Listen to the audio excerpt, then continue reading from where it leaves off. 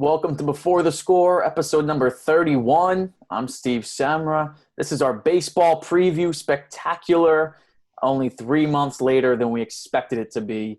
And we didn't expect Dan to be on a lake for this preview show either. No, not at all. I did not expect to be joining the call, but you know what? Take some time out of my day, join the bros, and talk some sports. Yeah, Before the Score never stops, except when Pablo has to change his work hours. So let's talk about that baseball opening weekend. Somebody give me a team that impressed you the most on baseball's opening weekend. Well, I'll start it off here, and I'm not gonna say the Yankees impressed me that much. I want to think outside the box here, and a team that impressed me a lot, and also is a team that everybody is looking at right now, and they're just furious and angry with, has got to be the Miami Marlins. The Miami Marlins, they took 2 out of 3 from the Philadelphia Phillies, a team that a lot of people think that is very overhyped, and got a team that is very overrated, but a team ultimately that has a very good lineup, and a team that you would think would have to kill a team like the Miami Marlins. And the fact that the Miami Marlins could take 2 out of 3 is pretty impressive.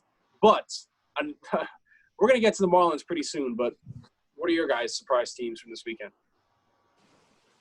I think I gotta go with the Oakland A's. They're started off 3-1 so far. They're always the team that kind of sneaks in the end of the playoffs, so no one really gives them their respect going into any season. But I mean, they're starting 3-1. They beat a decent enough Angels team, and they have a lot of guys that no one really talks about. So guys like Matt Olson, Matt Chapman, Mark Hanna, Mark Simeon, those kind of guys like that aren't household names, not even by a long shot, just beating the star-studded Ohtani, Mike Trout Angels pretty handily in a 4-game series is pretty impressive. Yeah, I was going to go that same exact way, but I mean, if you look at the Houston Astros, you have this whole thing coming over them this offseason of them being the cheaters. Everyone's out for blood. Everyone hates them. They can't hit without cheating. Well, what do? They come out right out of the gate and they start pounding some runs in. I mean, not that I'm impressed. I expected it with these players because they have such high-quality players. But at the end of the day, you got to be a little shocked. Yeah, for me, it was the Tampa Bay Rays. They came out, they handled their business. They lost opening night, even though they came back against the Toronto Blue Jays. But since then, they've just been on fire. And against the Atlanta Braves, they just took it to the woodshed. They got a man sent down to the minors. They got Michael Fulta, however the hell you say the rest of his name. Fultonevich. Got him out of there. I hope the Mets pick him up. The Red Sox might need him too. Everybody could use some more pitchers this year, and I think Fultonevich will be a good pickup for somebody. But the Rays were really impressive this weekend, and I think they're going to be one of the teams we look out for as time comes on. So now we talked about the teams we were impressed with. So let's talk about teams we were disappointed with through the first couple games. Well, I'll get started here, and I'm not going to really go and say the Red Sox. I was very disappointed. Obviously, they were, and I'll give you guys. You guys can take the Red Sox as one of your picks. But a team that I am super disappointed in is the Los Angeles Angels of Anaheim. This is a team that is super stacked with offensive talent, and I think a team that realistically they put too much pressure on Shohei Ohtani to be the guy.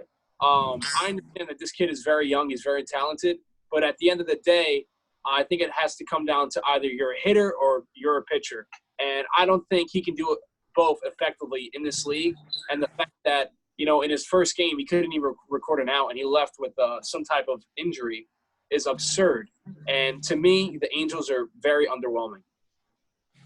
Yeah, I mean, Pablo, you mentioned the Marlins as one of your most impressive teams. I think I got to go to the flip side of that and say the Phillies are one of the most disappointing teams of the first series. They didn't play yesterday or today because they didn't play that Miami team that had that outbreak of the coronavirus. So, yeah, I mean, the Phillies didn't have crazy lofty expectations going to this year, but they're still supposed to be fighting for a playoffs team. And to come fresh out of the gate and lose a 3-game series to the Miami Marlins, who we're already missing half the team because of Corona.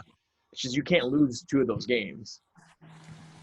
Yeah, Pablo said it before, and it was my pick last week for the Boston Red Sox to be the most overrated team. And I got a lot of shtick for it because everyone said, oh, Boston's not expected to be a good team. But when you looked at their win-loss or their over-under, on FanDuel, I mean, it was pretty much on par with all these other mid-tier clubs, and they're expected to be a wild card team. And I said this Red Sox team, they have a bottom 3 rotation, I'd say, in the whole entire league. They've just looked terrible against one of the worst teams in the whole MLB, the Baltimore Orioles. Then they go out and play the Mets and get whopped by them. I don't think the Boston Red Sox are in for a good season this year. Yeah, for me, it was the Cincinnati Reds that disappointed me the most. They had a really impressive opening night game where Mike Moustakas went to the triple deck on a home run. Everybody was hitting good, 7-1. They got off on a fast start, but since then they lost 2 out of 3 to the Tigers, who, besides the Orioles, are the worst team in the league. And these teams that are supposed to be so terrible all won their series opening week. The Marlins, the Tigers, the Orioles. So I don't know what's happening. This 60-game season is really proving that anything can happen. Let's talk about the upcoming season, though. Instead of last week, we'll talk about this week, and we'll get into the coronavirus thing later on because we've talked about the coronavirus to nauseum on this show. So looking ahead to the season, what players are you guys most excited to see for the coming season? Well, Steve, the player that I'm most excited to see, and there are just so many players that I'm super excited to see. I'm excited to see how Juan Soto, how he plays, after winning the World Series and after how he put that team kind of like on his back in the playoffs, and now he doesn't have Anthony Rendon behind him in the order. So I want to see how a guy like that performs. But a player that I am most excited to see this season is none other than Garrett Cole. And the reason why I'm excited about Garrett Cole is because, number one, he's on the New York Yankees. Number two, the Yankees have been looking for many, many seasons. They finally have one. And I am super excited to see what he can do in a shortened season.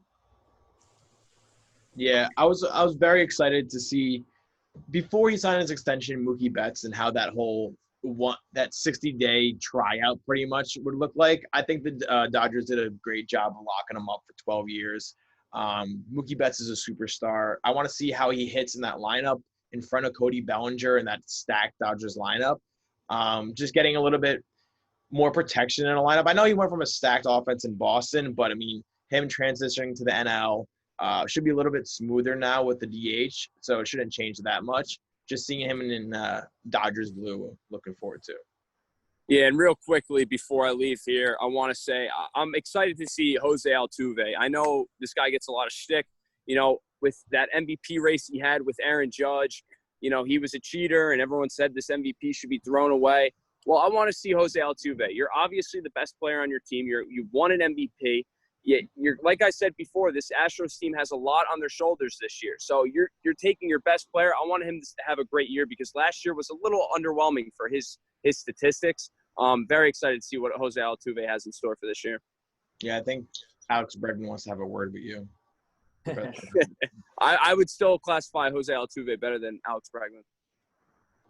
Yeah, for me, I'm just most excited to see Fernando Tatis Jr. That man was such a beast last year. Season gets cut short, and now he finally has a full season to show what he's got. So I'm really excited to see how he plays this coming season. Dan, thank you for joining us for the first part of the show. Yeah, you're it was already good gone, to see Dan? you all. You're leaving? Well, I can't kill my phone. I can't really charge it. I got to go to the bathroom and charge it or something. I'm on a fucking desert island pretty much here. Not totally off the grid yet. I'll tell you what. Since you're on Fight Island, I mean, you didn't come prepared. You didn't come with any type of cords. I mean, come on, bro. If you want to film the show from the bathroom, there's no shame here. I'm not sitting on a toilet and talking for an hour and a half with you guys. Hey, I have better things to do. You can adjust the background so it can look like Pablo. His bathroom breaks are not as long as yours. I don't know what that means. I think we all know what that means. Well, time to go water skiing or kneeboarding. I'll see you guys later. I think we're all a little jealous. All right, later. For joining us. All right, noodle breath. All right, so now that Dan has come and left, let's talk about the coronavirus and Pablo's impressive Miami Marlins team that he was so impressed with that has now left him disappointed today. So what do you guys think? Where does the MLB go from here? I think, well, me and Pablo, I know because we already talked about this off the air. We're going to have some pretty differing opinions on this. But you look at the Marlins, and I know that the Phillies, well, the Marlins, they stopped the game, and then they had a few more people test positive. And the Phillies, they tested everyone, and no one tested positive. But I think since there's been this many people who tested positive in the Marlins, you have to shut both teams down for at least a few days, at least till everything gets settled down. You can work out like actual plans because this hasn't happened yet. There's never been an outbreak on an MLB team yet. So you don't want to rush anything or not take the cautious route and end up having to scrap the season if it gets worse. So I think for the first time they have to deal with this kind of outbreak, I think they're handling it right. Well, all right, so here's my opinion on it. Number one, the Marlins, they completely screwed over the entire Major League season already. And, I mean, we just started, a few days ago. But the problem that gets me with this whole Marlins thing, number one, is they have players that tested positive. I understand that you do not want these guys to come in contact with other players, other teams. You do not want other players to be infected. I understand that. But let's say, 10 players test positive. Why not take those 10 players, put them in a bubble until they test positive or until they test negative, and just take whatever players you have. And I understand that they have alternate players that they can use. Why not just have those players come in and kind of just fill in? Because if you're going to have the Marlins just not play, for an entire week, it's going to ruin the entire flow of the Major League season. And I know a lot of people, they come after me saying, oh, what flow? This season, it's the weirdest and most unpredictable season we've ever had. But if you are going to take a team and just completely eliminate them from the sport for an entire week, it is going to ruin everything.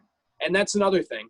So obviously, the Yankees were supposed to be playing the Phillies, and the Phillies were just playing the Marlins, and the Marlins just had this big thing. So the series between the Yankees and the Phillies was supposed to be a 4-game series.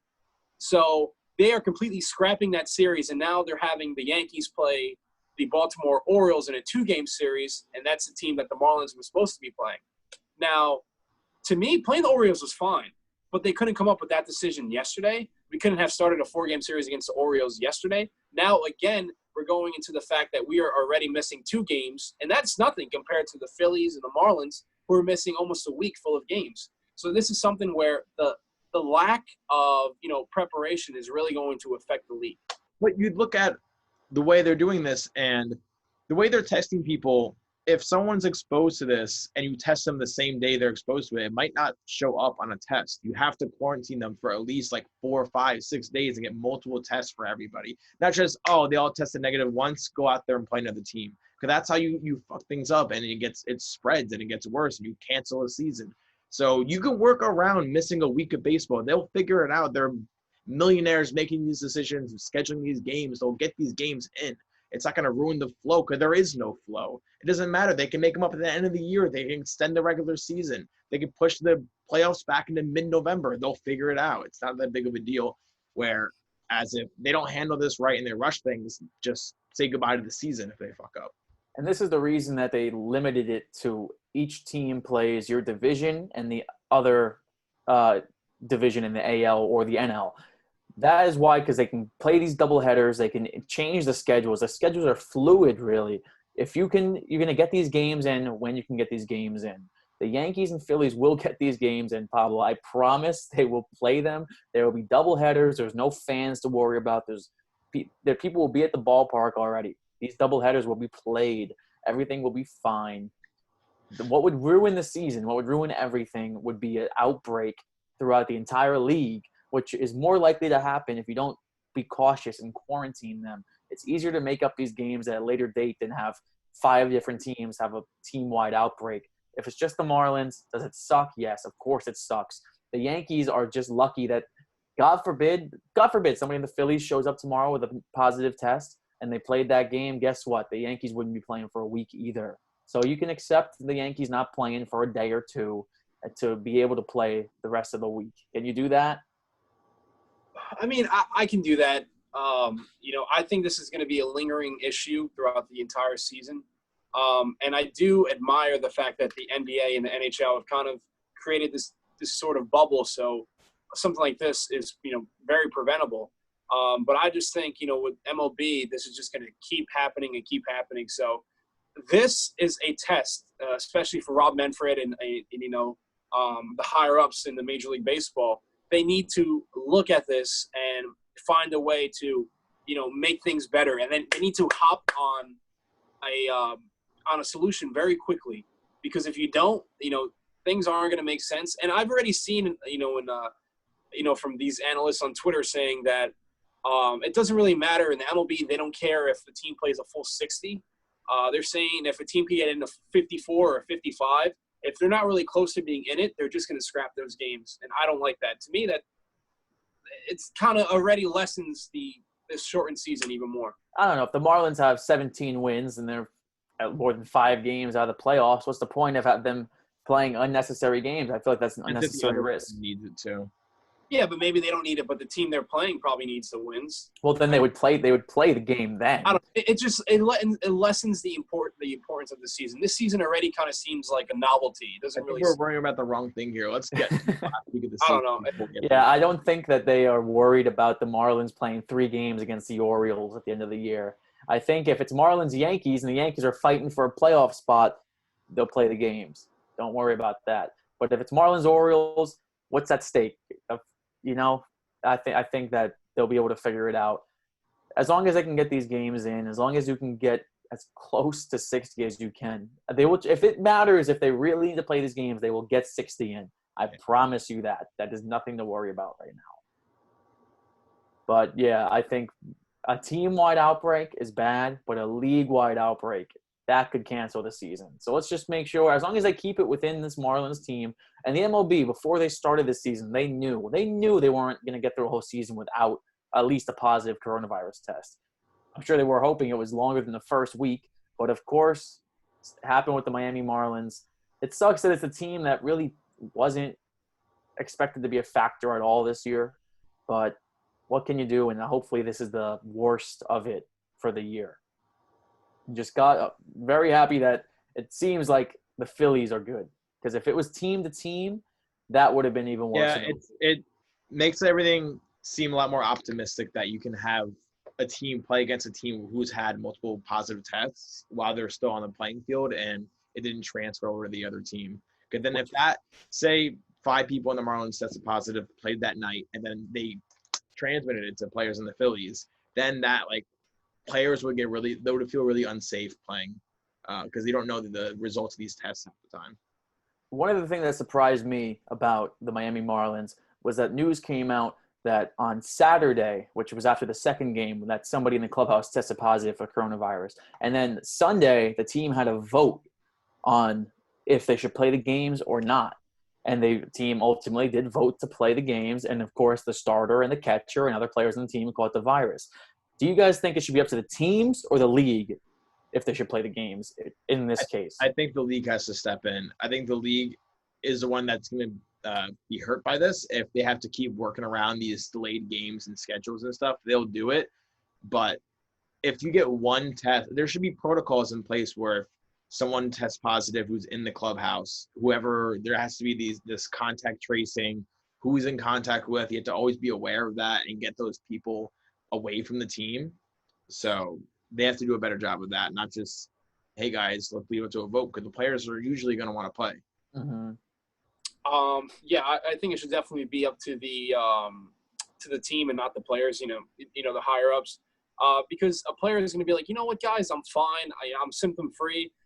Let's go play some baseball. And, to me, and obviously you guys know that you can have this virus and not even know it. So if you're going to put, all the power in the players are going to say, screw it. Let's get the season over with, and I'll go and I'll deal through the pain. But obviously you can't be doing things like that. But I would love to see MLB do daily tests. And that's something that they, as a billion-dollar organization, they should be doing daily tests regardless. So to me, that's a no-brainer. Yeah, I think that's a point we can all agree on there. But let's try to move on from the coronavirus, because we've talked about it so damn much over the last couple of months. For months. The COVID-19 has completely taken over before the score. Yep, COVID-19 has taken over 2020.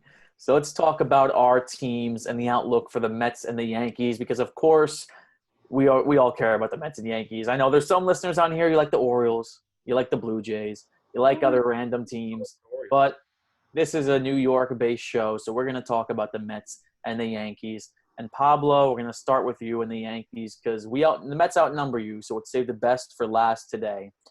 The New York Yankees, of course, they had a good weekend. They won the opening night rain-shortened game. Garrett Cole looked great. Second game wasn't nearly as great. But the third game, they came back in Yankees fashion. Gleyber Torres, Luke Voit. So tell me what you learned about the Yankees from opening weekend and what we should expect over the rest of the season. Definitely, from opening weekend, I'm very excited, very happy that the Yankees took 2 out of 3 from the defending champion Washington Nationals. I did love watching Garrett Cole. I thought he looked excellent. I wish that his game would have gone a lot longer, but obviously with 2020, it's the worst year of our lives. He couldn't. I hope that this is as low as the bar goes. I hope this is as low as it goes. But Garrett Cole, his start, it wasn't close to being done. So I was kind of upset that his start was cut short. A lot of concerns, a lot of things that I'm very, very happy to see. The lack of rotation depth for the Yankees is something that I think is very important. And if they didn't go along and bring a guy over like Garrett Cole, I would be very, very nervous because without Garrett Cole, you're looking at a guy like James Paxton as your number one. And to be honest, James Paxton's a good pitcher. Tanaka's a good pitcher, but the rest of that rotation is very young, very fluky. You have a guy like J.A. Happ, and I don't know, man. He's just kind of floating around. He's just somebody to give you innings. So that's something that concerns me. Another thing, guys are they're on top of Gary Sanchez and killing Gary Sanchez. Oh, this guy sucks. He doesn't deserve to be a starting catcher in the league, but just relax. Just give this guy some time. I think he's going to have not a breakout season. I think he's going to have a comeback season. I think that's the word. But the person who impressed me the most is Giancarlo Stanton. This guy, he looks so relaxed. He looks like, all right, guys, this is my time to shine. There's no fans. There's no pressure. Let's just go out here and play some baseball. This guy, he looks so locked in. And I understand he's only played 3 games, but I think it's going to be a preview of what's to come. When do you start admitting Gary Sanchez will never be the player he once was when he first came up? Well, I don't expect Gary Sanchez to have, that August from 2016. I don't expect him to be that player because that's unrealistic. That's a Barry Bonds type month. I don't expect that from Gary Sanchez. But Gary Sanchez is a very talented player. I think Gary Sanchez, I don't know, man. To me, a lot of players, a lot of fans, they think that this guy should be hitting 320, 40 home runs, 130 RBIs. He's not a guy who's going to hit for average, but he's a guy who's going to put up these enormous power numbers, and he's going to play, some very okay defense to solid defense. He's not going to be a gold glover behind the plate. He has a good arm. So he might not be the best defensive catcher, but offensively, this guy matches up with any entire catcher in the entire major leagues. And you have to just, lay off this guy because his bat will come around, definitely. Yeah, when you start the season 0-for-7, people are going to get on you a little bit. He's plays for the Yankees. He's this superstar prospect who let the league on fire when he first came up. That builds expectations, and he hasn't even touched that since that first year. 2017 was a good year. But I understand that's 3 years ago. Last 2 years, and then the beginning of this year, he hasn't shown anything. And then it's been over 2 years since you've seen that, and he's capable of that kind of production. Fans are going to get frustrated. So I think that's very justified. I like Gary Sanchez. I think he's a hell of a player. But, when you start the season like this, given the expectations and given what the Yankees are playing for, you got to expect more out of them. So you have to be at least a little bit disappointed. Yeah, I agree. I would be disappointed if I was a Yankees fan. The talent is obviously there. But, God, I just need the stats to match up a little bit more. And Giancarlo Stanton, man, that guy, I really expected him to have an amazing season when he first got to the Yankees. He did have a good first year, but then last year was just so injury-riddled and just very disappointing. But this year it seems like it's the Giancarlo Stanton of old. I know it's a small sample size, but if that guy can get going, he will carry the Yankees offense. The no fans is giving him back that Miami vibe. So, the pressure's on, he kind of, crumbles to his knees. So now that there's no pressure on him, he'll be fine.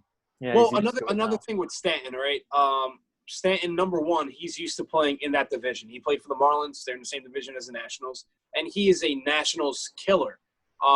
So I do think that we need to see him outside of his element, outside of the NL East.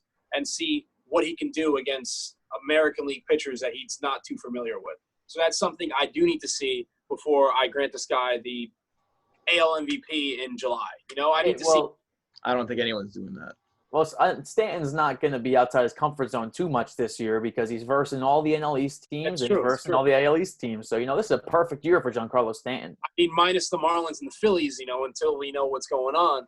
But, yeah, I do think that Stanton's going to have a fantastic year. All right, let's talk about the Mets real quick because then we'll get into the questions and then our picks for the year. So, the New York Mets, the weekend was ups and downs. Started off hot, should have been 2-0, and then just the wheels fell off. So, Andrew, tell me, what do you think about the Mets opening weekend? I think there's some good flashes. Michael Conforto can't get out right now. DeGrom was his usual great self. Seth Lugo is proven again to be a dominant reliever. Edwin Diaz is the exact same Edwin Diaz as last year. I think and lose. Kind of know that. He'll look great and strike out the side one game, then he'll throw it down the middle and serve up a bomb to blow the game the next game. So, I mean, not much has changed. This team looks pretty similar to how it did last year, which kind of worries me. I think they have even less starting pitching depth. The starting pitching has been very worrisome. I never want to see Corey Oswalt step on the mound again. Rick Porcello had a disastrous first start. Michael Wacha looked really good yesterday. So, I mean, I'll give him that. I don't know if you can expect that going forward. But, I mean, and then you look at the lineup and you look at guys like Wilson Ramos and Robinson Cano, and it kills me to watch them hit the baseball. They are slow. They shouldn't be starting anymore. I like Wilson Ramos. I like the signing, but he's slow, man. And he just doesn't fit that young lineup. Neither does Robinson Cano. I have zero faith in Robinson Cano at the plate. Zero faith. He lost all his pop. He lost all his speed. You take him out on defense in the 7th inning every single game. He hasn't finished the game yet. I mean, you have him for 3 more years. What the hell's happening, man? What is this? Yeah, the Mets, well, this weekend proved to me that the Mets are good to spite Brodie Van Wagenen, not because of Brodie Van Wagenen. That Mets lineup, the one move that makes sense in that lineup was the J.D. Davis move. That was it. That's the one move that has really panned out that I agreed with. Everything else that you look through that lineup and you see mistakes. You see Robinson Cano, who, like you said, he does not fit that lineup. Wilson Ramos, aside from a really hot streak last year, nothing. It's just not the fit. I just don't see it. And then you look at the starting rotation, Marcus Stroman, who we traded for, injured, not there. The signing, Rick Porcello, strikes out Ronald Acuna. I'm like, man, this guy looks good. That was a nice pitch to start the game, and it turned out that was like the only good batter he faced because the rest of the game he was absolutely terrible. And Michael Wacha, when this guy got signed by the Mets, he said, I got signed to be a starting pitcher. I'm not going to the bullpen. We all laughed. We're like, this guy will be in the bullpen. Don't worry. He looked like the second. Well, Matt, starter right now. Yeah, he looks better than he looked really good. So I'll give Michael Wacha that. Yeah. So I was not expecting that yesterday, but he was dealing.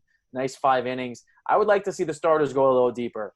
I think that they have them on a short leash. I can understand DeGrom, but the bullpen is being taxed. I get you have a lot of pitchers, but the Mets don't have that good of a bullpen. No, because you're still going to have to rely on your top-end guys, and then they're going to get burnt out, and they get to use guys like Corey Oswalt in games, and you don't want that. Mm-hmm. We didn't mention Steven Matz was really good, too, in his start that they should have won on Saturday.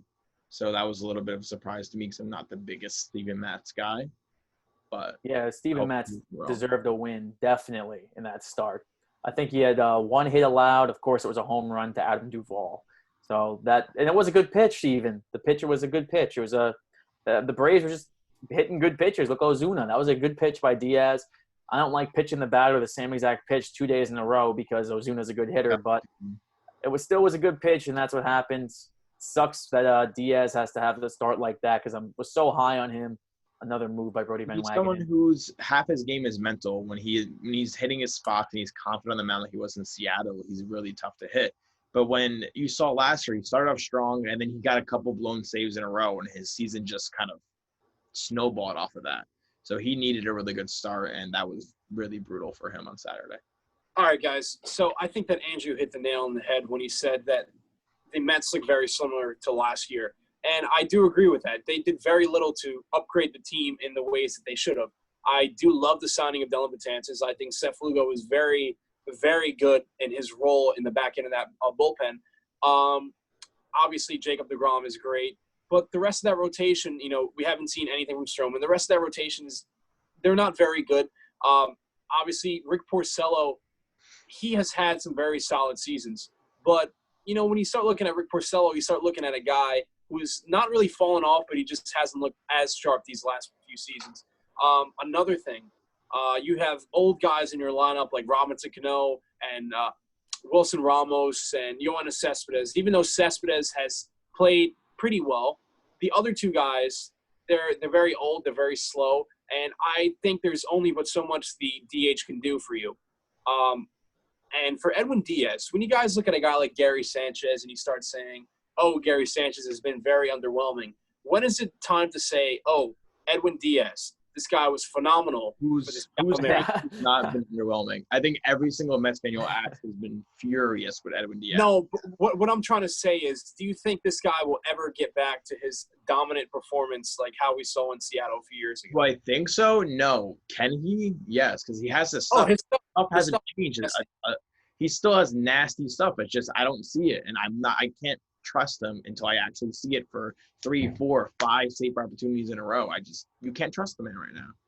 Yeah, you cannot you can hope all you want, but you can't say with a straight face that you think that he'll be back to the person he was in Seattle, because he has not even proved it a shadow of a doubt. Nothing since he's gotten to the Mets.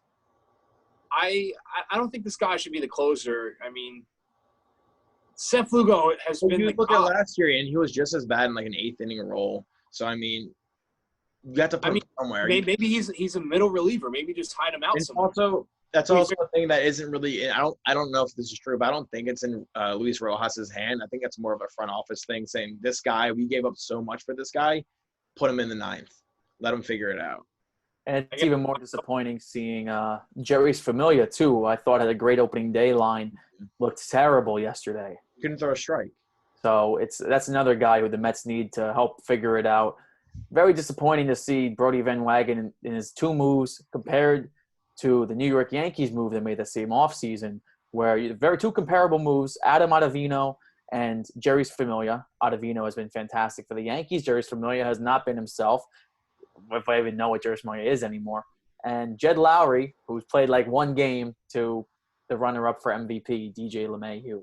I mean, so it's just very disappointing to see that when you crosstown rivals, maybe just in Pablo's mind. But very disappointing to see that the Yankees hit on those 2 guys that the Mets could need very badly. Let it be known that Pablo hated the DJ LeMahieu signing for the Yankees. He was very about that. He wanted Auto. I didn't hate. You did hate the LeMahieu signing. No in all caps under the tweet. At the time, And I think you quote unquote said, "I hate this move for the Yankees." At the time, I was just so high on getting either Machado or getting Harper, and the fact that we weren't getting anybody just crushed me. And you for Garrett Cole, so. But in hindsight, I'm very happy that we did get DJ LeMahieu. He's one of my favorite players on the Yankees, and we ended up taking that money and spending it on a position of need in Garrett Cole. So I'm not, if I can go back and whack myself in the head, I would. Well, this is why you're not ever going to be hired as the Yankees general manager. But and now you look at you and DJ LeMahieu. Now you're wanting to spend quarantine with him. So, things change. Look, things change. I'll tell you guys something here. DJ LeMahieu and Gleyber Torres have been my wallpaper for quite a while now. Quite a while. Well, I'm sure they are very proud of that accomplishment. So now we talked about our own teams. Let's talk about the questions we got for this show real quick, and then we'll talk about our predictions for each division. So this first question comes from Dave Stolte. Pablo, it's a Yankees question, so I'll talk to you about it. He says, do the Yankees need to give Clint Frazier the starting outfielder job? I can't watch Brett Gardner much longer. Starting outfielder job, no. And the reason why I say no is because the Yankees are so right-handed heavy, and Clint Frazier, too bad he's a righty, and he's not Mike Tauchman, he does play better defense. He's faster, and to me, I think he's the better player. Minus the crazy bat speed, I think he's a better player than Clint Frazier. And personally, I've been saying this for the last few seasons. If you're not going to use Clint Frazier, if you're just going to keep sending this guy down, trade him. Get rid of him. Let him go be good somewhere else, because if the Yankees don't see the type of offensive talent he has, then why even have him on the team? Next question comes from Matt Brower, and he wants to know who will be the hottest commodity at the trade deadline. That's a pretty good question, actually. I mean, it's hard to say because you don't know who's going to be buyers or sellers. Trade deadline's only a month. I mean, You the look like hottest guys- commodity. When you look at impending free agents, not even impending free agents, you look at guys like Francisco Lindor. If the Indians are struggling, he could be a hot name. There's always an arm or two that people trade for the deadline. It just depends on buyers. I can't say off the top of my head. Well, I'll go first, Steve. I think in a month time frame, it's going to be kind of hard to say, oh, that pitcher's on it. Oh, that pitcher's doing pretty well, because I just think offensive stats, especially in a month, are just going to look so much better than pitching stats. So I think a hitter. I mean, if I had to guess a hitter, it's very tough, because who would want to give up on a hitter after just a few games? If the Rockies wanted to part with a guy like Nolan Arenado, which I don't see happening, I think a guy like Nolan Arenado could be very valuable come the trade deadline. I think this is a very tough year to get like any big trades in, because everyone's still going to be in the fight. Everyone's still going to be in the race. But I don't even know when. Do you know when the trade deadline is? It's August 31st. So what is that? A month and a few games? Into the season. Who's really going to be that far out of it where they're going to be like obvious sellers? And I think at that point you might as well just wait to the offseason to make any moves. Like unless someone's like an impending free agent, I don't know. I'll give you a player because nobody gave a player. So I'll give you one who I think could be traded. This is a veteran outfielder who could help with some playoff experience, World Series champion, on a team that I don't think will make the playoffs this year, but hey, you never know. It is Lorenzo Cain of the Milwaukee Brewers. I think he could be a good pickup for a team looking to make some noise in the postseason for the first time in a long time. Maybe the San Diego Padres need another outfielder. Maybe the Toronto Blue Jays are making a little run in the AL East and they need some veteran leadership. So I think there are plenty of teams that could always use an outfielder, especially now with the DH in both leagues. So I think Lorenzo Cain, if the Brewers are out of it, who knows if they'll be out of it with Christian Yelich. But if they're out of it, I think Lorenzo Cain would be a good pickup for anybody in the MLB. And our final question from PK Patel. Pablo, he wants to know your thoughts on Stanton's hot start, because we kind of already talked about that a little bit. But I'm just happy that Stanton, had a very good weekend, and I hope that he can continue this performance, and I hope that he can silence all the Stanton haters who think that he should be batting 380, 75 home runs, driving in 300 or 300 runs a season. This guy, he has not had a bad season with New York. Last year, he was injured, but even when he played, he still played pretty well. So just lay off and just see what this guy can do. Lay off. All right, so let's make some predictions on our MLB preview show spectacular. You got the AL East, West, Central, NL, same things. You can name – there's too many wild card teams. I don't think we want to name 4 wild cards. Oh, yeah. You know what? We didn't even talk about that. We didn't talk about the expanded playoff system. All right, before we start our predictions for that said system, what are your thoughts on the system? I think for this year, I think there was no way of avoiding the expanded playoffs because you're such a shortened season that you can never really get a full feel for any of these teams. You look like teams like the Nationals and stuff last year who get hot really late in the season. So, I mean, the Nationals were 19-31 through 50 games. I mean, if that's this year, they don't even sniff the playoffs. But, I mean, expanding it to 8 teams in each conference or league makes a lot of sense. The selection show is going to rub a lot of people the wrong way. Especially teams that get picked, they get picked first by the highest seed. Like, all right, you think we're the worst team in the playoffs? We'll show you. It's going to add a little bit of excitement. I get if you don't like it, it's a little bit. No, it's not a little bit. It's very untraditional. But I think in this specific season, if you want to just try something out like that, get a little bit expanded audience. If that's someone else's little, I don't know, maybe someone's into that. So I like it. This season is goofy. This season is wacky. This season is tacky. This season has to get done, and I want to be done with this season. So I really don't care, man. You can do whatever you want. The fact of the matter is we're getting baseball, and at the end of the day, the New York Yankees are going to be your 2020 World Series champions. And if we have to play a crappy team, a team that goes and they have 15 games under 500, and they make the playoffs, hey, that's just even easier for the team that I has don't to play. think anyone's going 35 or was it going to be their 1,500. No, but I do think that definitely there are going to be teams that are going to be under 500. It's inevitable. So those teams are going to be the weak links. So this, to me, it's just a way to get some more games in. All right, you went full Dr. Seuss to douchebag, arrogant Yankee fan in one sentence. So let me take it from here, and we'll go. I like the playoff system. I think it's going to be fun. I think it'll add some intrigue for a pretty messed up year. But every team, I don't care. I don't want to hear that this World Series is cheap. I don't want to hear that this World Series doesn't mean as much because it's still a World Series, and every team, all 30 teams, has the same exact chance as winning the World Series on opening day. So no team has an easier road. Everybody's got to go through the 60 games and the playoffs. Especially when you get into the playoffs. I mean, like, if you deserve to be a world champion, you're going to be in the playoffs anyway. And at that point, it's just winning individual series with the pressure on. Like, if you really want to be a world champion, you deserve to be in the playoffs. You have to just take care of business no matter how long it took to get there or who you're playing. Exactly. And you look back at the San Antonio Spurs, they won their first championship on a shortened season, and nobody looks back at that. And with this season being as crazy as it is, I think time will only be the friend of whoever wins a championship this year. Now let's make some predictions. I want to hear your division winners for this year. Let's start in the AL, so let's go there first. Pablo, you're a resident American League expert. Who are winning the divisions in the AL this year? AL West, I'm going to go with the Houston Astros. AL Central, I'm going to go with the Minnesota Twins. AL East, I'm going to go with the New York Yankees. All right, I'll go in the same order you went. In the AL West, I think the Oakland A's might win this. Houston Astros, you look what happened. See, we're cheating a little bit because we saw this first 3-4 games happen. So a week ago, I would have picked the Astros. But now Verlander is in the mix an extended period of time.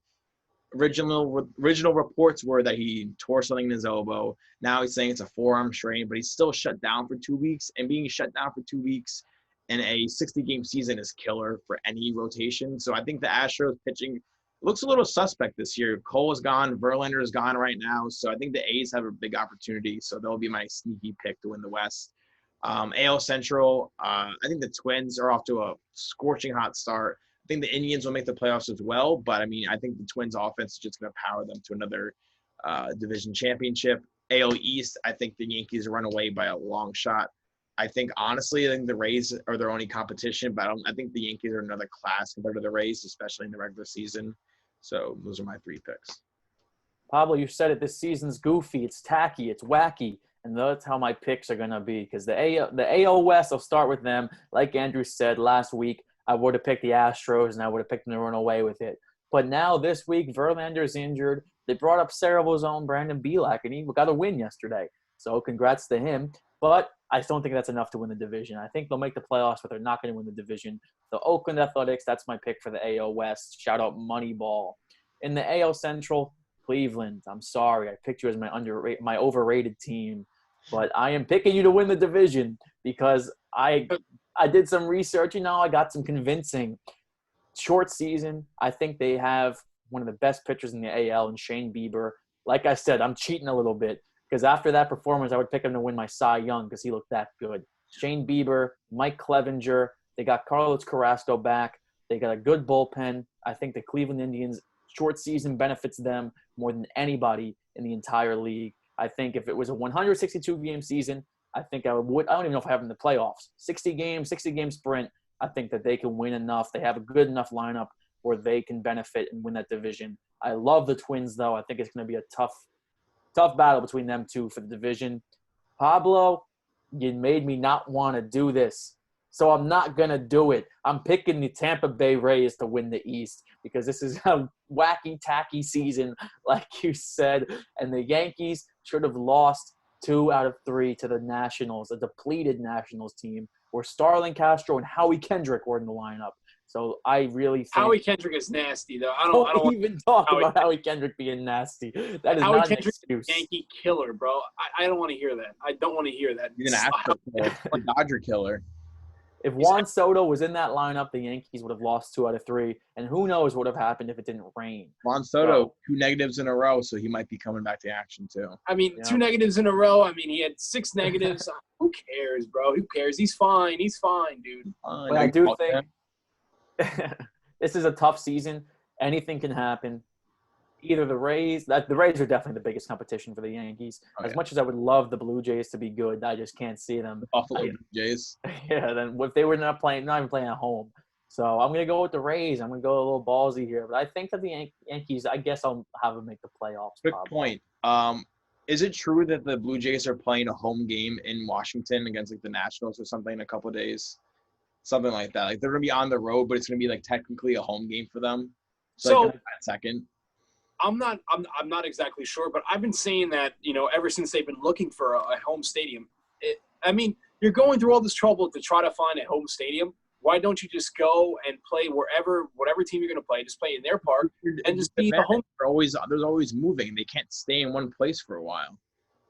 I understand, but they'd be nomads. Started and they don't even know where they're playing. All right, let's go to the NL. Pablo, give me your national. Well, we'll start with Andrew here, resident Mets fan. So start with your National League predictions for the division winners. So National League West, no surprise. I would be very shocked if any of you do not pick the LA Dodgers. I'll put that as my given. NL Central. I was very down on the Brewers. I think that was my most overrated team. Still not sold on the Reds, so I think the Cubs will win this by default. I think the Reds will give them a run for their money. I think the Brewers I don't see it with the Brewers. I still don't. NL East, I picked the Braves before the season. I think I'll stick with the Braves. Nationals haven't impressed that much. Phillies definitely didn't impress. Mets have been kind of as I expected, so I think I'll stick with my original prediction and give the Atlanta Braves the East crown. All right, Pablo, let's hear your National League predictions. All right, NL West. I'm going to go with the San Francisco Giants.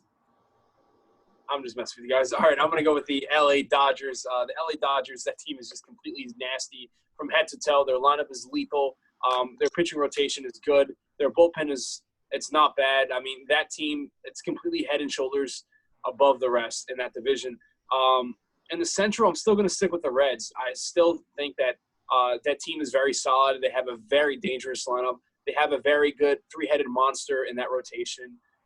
The back end of that bullpen, it's all right. I mean, they do have some hard throwers, so I do think if they do intend on adding in the shortened trade deadline, I do think that's an area they go add a reliever. The Cubs are very overrated. They are my overrated team in the National League. That was my pick, so I don't see them really going anywhere. And for the NL East, I do really like the Washington Nationals, but I'm not going to choose them. I'm going to go and go with the Braves. I understand the Braves is a very boring pick because we all expect them to be there. But that team, they have a very good lineup. But the thing, honestly, you know what? I'm going to change. Nationals, man. I'm going to change it. I'm going to stick with the Nationals. I think the Nationals have the best pitching rotation in all of Major League Baseball. Their bullpen's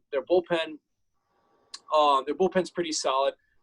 Their lineup, they might have lost guys like Bryce Harper and Anthony Rendon these last 2 seasons, but I do think that Juan Soto is a perennial MVP candidate. This guy is just amazing. So I do think that they are going to be all right. The Braves, they need some starting pitching, so they're not going to be my team. NL West, I think the San Diego Padres are still a year or so away, and the Dodgers, that's just an unfair team. That is crazy. So I'm going to go with the Dodgers to win the NL West. The Central, the Cubs, I think, are the team that are, besides the Indians have the perfect team for it. The Cubs, they have the perfect manager for this season. This is a season where you got to keep it loose. You got to keep the morale up. And I think they have the perfect manager in David Ross, who knows all these players on the team, who knows how to win. I think they have the perfect guy at the helm for this season. And I think the Cubs do get the job done in one of the best divisions in all of baseball. And in the NL East, yeah, I'm going to do it. The New York Mets are going to do it. One of us has to do it. I'm picking them. I think that they did have, besides the 14-1 game, I thought they had an impressive opening weekend. They should have won 2 out of 3 from the Braves. And I don't trust the Braves pitching rotation. As much as I don't trust the Mets pitching rotation, I don't trust the Braves pitching rotation more, which says a lot. I think the Phillies are kind of pretenders. I don't really like that team. The best player on that team so far has been Didi Gregorius, but Joe Girardi, great manager, but I really don't think that the Phillies are – I think they're the third-place team perennially. And the Nationals, anything can happen. They could finish second. They could finish last. Who knows with them? But Juan Soto needs to get out. He needs to get playing, and you need to see him on the field because without him, they will not win anything. Now, do you guys want to do the wild cards? What do you want to do here with these wild cards? I think we should pick 4 each. You want to pick 4 each? Yeah, you don't have to go into big description with all of them. So I guess I said that, so I'll start. I'll go division by division. I think in the West, I think the Astros make it in as a wild card team.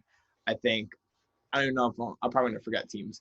So Astros, Indians, Rays, and then we got one more.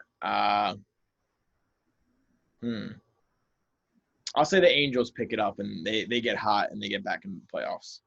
So that's my 4 in the AL. Do you want to go NL or do you want to all go AL? Isn't there one more team in the playoffs? I thought it was 4. I think there's technically 5 wild cards. So 5. Yeah. Because it's the 3 division winners, then 3 second-place teams, and then 2 others. Right. So one more team. Fine. Give me the Blue Jays. Now you're talking. Now I'm up the alley. All right, Pablo, let's hear your 5 wild cards. All right, my 5 wild card teams. I'm going to go with the Oakland A's. I'm going to go with the Los Angeles Angels of Anaheim.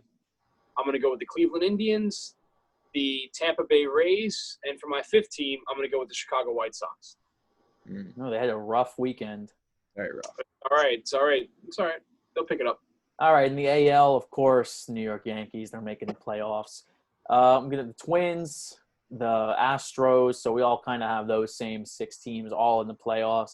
And then my 2 extras, I got to go with the Angels because if Mike Trout can't make the playoffs in an 8-team playoffs, then he will never make the playoffs again as a member of the Angels. And here's my surprise pick. Andrew, you picked the Blue Jays. I'm going to go with the Patrick Mahomes Kansas City Royals. I think this is a young team. They can hit, and I think they could sneak into that 8th seed. Honestly, not the worst pick. Now let's go to the NL here. Pablo, Andrew started us off there. You can start us off here. All right, so for the NL, I'm going to go with the Arizona Diamondbacks, the San Diego Padres. So that's 2 teams. I'm also going to go with the this is really going to get me. I'm going to go with the St. Louis Cardinals. I'm going to go with the New York Mets. I'll throw you guys in there. And I'm also going to go with the Atlanta Braves. That's going to be my 5 teams there. Okay. You want to go, Steve, or you want me to go? You know what? I haven't gone second yet. I'll go second once. So here, you're going to give me the Braves. You're going to give me the Cardinals. And you're going to give me the Padres. Then I'm also going to throw in there, give me the Cincinnati Reds, who were disappointing this weekend. Need one more team here. Deciding between the Nationals, the Rockies, the Diamondbacks. There's a lot of interesting teams in the NL who could make it in here. But I think the NL East is the best division in the NL. And I'm going to go with the Washington Nationals as my final pick. So I didn't pick the Mets to win the East, unlike the other resident Mets fan on this podcast. So I will pick them to make the wild card. I'll be very, very disappointed if they don't at least make one of the top 8 seeds in the NL. So that's one of the wild cards. I think the Nationals make it as well. I think they're too good of a roster left over, minus Rendon, to not even make the playoffs in this expanded year. Give me the Cincinnati Reds as well. Give me the St. Louis Cardinals. And give me the San Diego Padres. All right, so now let's get into the championship rounds. Who's going to the championship rounds? ALCS, NLCS. Who are playing in those? All right, I'll start it off. Give it to me. I need to see it. I have to see it. I want to see it. Yankees, Astros, Part 3. I want to see the Yankees go in there and completely destroy the Houston Astros. I want to see what we can do when they don't have the little buzzers and they don't have the little banging system and the little cameras in the outfield or whatever they want to do. I want to see the Yankees and Astros book it because it is going to happen in the American League. So only American League here, right? Yeah, let's do American League first. Okay. Fine. New York Yankees, I think they're too good not to at least make the ALCS. I don't know if they're going to make the World Series or win the World Series, but they will make the ALCS. And I think it's going to stay in the East. I think they're going to face the Tampa Bay Rays. They were my underrated team. I know everyone expects them at the playoffs, but I think they're built for a playoff run in a short season. They have a ton of pitching depth and a lineup that can get hot. So give me the Rays. I think people are understating how crazy this season will be and how hard it will be to win it. I think anybody can win this season, and that's why my ALCS is kind of goofy, and it's going to rhyme. I got the Rays and the A's going to the ALCS. That's who it's going to be for me. I wanted to pick the Twins, man, but I just don't know if they have the pitching to make it there. Their lineup is so good, but the Rays and the A's, that's my pick for the ALCS. And now let's hear you guys' NLCS picks. All right, Pablo's been starting us off, so I'll let Pablo think about this for a second. So, said Yankees versus Rays. That's very familiar. They know each other. So I'll go to two NL teams that don't know each other that well, but they do have some history. I will go with the LA Dodgers and, come on, the New York Mets versus LA Dodgers. I think the Mets will get some of their players back. They'll get Marcus Stroman back and healthy. That'll really bolster that rotation. I think Edwin Diaz will do enough not to ruin their season, just to get them in the playoffs. And I think they'll get hot enough where in a wacky season, why not? Screw it. Mets play the Dodgers again. All right, so I've been picking this for a few years now, and I really do want to see it. I want to see a Cardinals team in the National League Championship Series, and I do think that the Dodgers are going to be there. So just give it to me. I always see the Dodgers and the St. Louis Cardinals best of 7, a Flaherty versus Walker Buehler type game. I think that's something that it's just money, and I think that the St. Louis Cardinals and the Los Angeles Dodgers will play each other. I think the Dodgers might be the easiest pick of any team, even though I said the season could get really wacky and I didn't give love to the Yankees. The Dodgers are just they're crazy. So give me the Dodgers, and now I'll get a little wacky. Give me the Cincinnati Reds because I like their pitching rotation a lot. I like their lineup. They had a bad weekend, but they can figure it out, and I think the Reds, they could make a little bit of a run. So the Dodgers and the Reds in the NLCS. So I got the Rays, the Dodgers, the A's, and the Reds. That is a hell of a Final Four right there. Let's hear it. Who are winning the ALCS and NLCS, and who is going to the World Series and winning it? Well, to me, this is super easy. You got Garrett Cole going into Houston. It's just something that I can write a book on how money that series would be.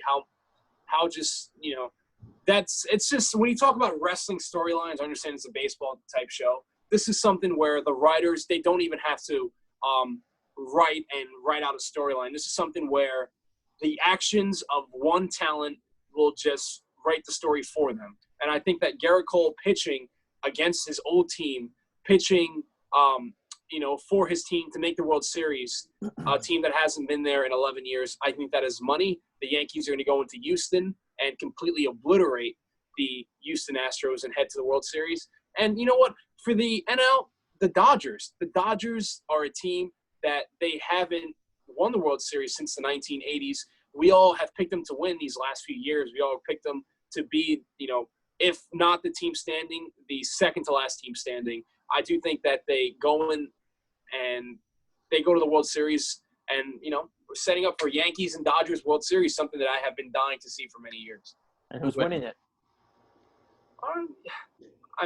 What do you think? Who do you think I'm going to pick? The New York Yankees are going to be your 2020 World Series champions. I said it earlier in the show. I've been saying it for months. I've been saying it for years. But this is the year the Yankees have to do it, and that's my pick. Now, you look at my ALCS matchup, the Yankees versus the Rays, and Pablo, no, I'm not going to do it. The Tampa Bay Rays are going to beat the Yankees in a best-of-7 series. They're going to go to the World Series, and they're going to play the LA Dodgers. I'll go with you in that. The Mets play the Dodgers. I can't see a scenario where the Mets win that series. I'm sorry. As much as I want to, get a little crazy on here, can't do it. So Dodgers, Rays, stupid World Series, but whatever. It's a stupid year. Fine. Give me the Rays over the Dodgers. I think the Rays, I'm all in. Fuck it. I'm all in on the Rays. It's scary to say. Pablo, you said how wacky and tacky and wild this season is going to be. So I'm going to have a World Series fitting of that description. Oh, here it comes. 2020 World Series takes place between the Oakland Athletics and the Cincinnati Reds. Oh, Where the World Series Huge champion, markets. shout out Moneyball, because the Oakland Athletics finally get that World Series.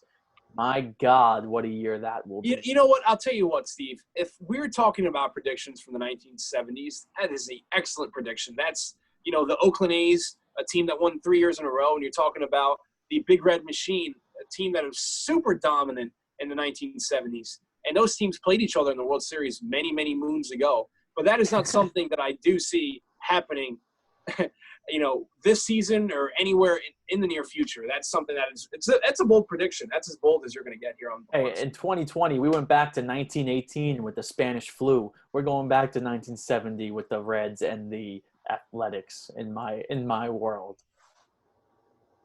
Any more bold predictions for this year, or is that it? Is that all we're doing? We've had plenty of bold predictions. The Yankees aren't undefeated, so there goes a 16-0 bold prediction. I really don't know. I really don't thank God. Imagine this show if they were 4-0. Under 500. What's up? Nothing. Yeah, it's a good thing you didn't hear that.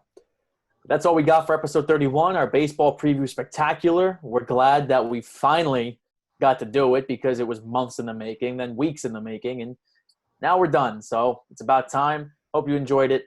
Everybody stay safe. Episode 31, Before the Score. Have a good weekend, everybody.